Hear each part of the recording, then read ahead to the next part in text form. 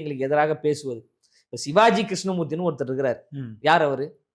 அவர் பேச்சாளர், திமுக பேச்சாளர். என்ன பேச்சாளர்? ஆபாச பேச்சாளர். திமுக கொள்கையை பத்தி அவர் பேசிட்டாரு. அண்ணாவினுடைய கொள்கைகளையும், தந்தை பெரியார் அவருடைய கொள்கைகளையும், ஐயா காமராஜர் அவருடைய கொள்கைகளையும், அம்பேத்கர் அவருடைய கொள்கைகளையும் பட்டி தொட்டி எங்கும் பரப்பிட்டு இருக்கிறாரா? இல்ல ஆபாச கருத்துக்களை பேசிட்டு இருக்கிறாரா?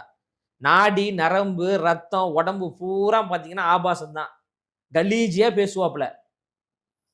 திருமதி குஷ்பு அவர்களை குறித்து எவ்வளவு தரைக்குறைவா ஆபாசமா பேசி தேசிய மகளிர் ஆணையம் வரைக்கும் சென்று மன்றிட்டு மன்னிப்பு கேட்டு வந்தவர் தான் சிவாஜி கிருஷ்ணமூர்த்தி அவர்கள். அவர் மீது நீங்க வந்து நடவடிக்கை எடுத்தீங்க. நிரந்தரமாக கட்சியை விட்டு நீக்கிற நடவடிக்கை எடுத்து திருப்பி அவரை நீங்க கட்சிக்குள்ள சேர்த்தீங்க.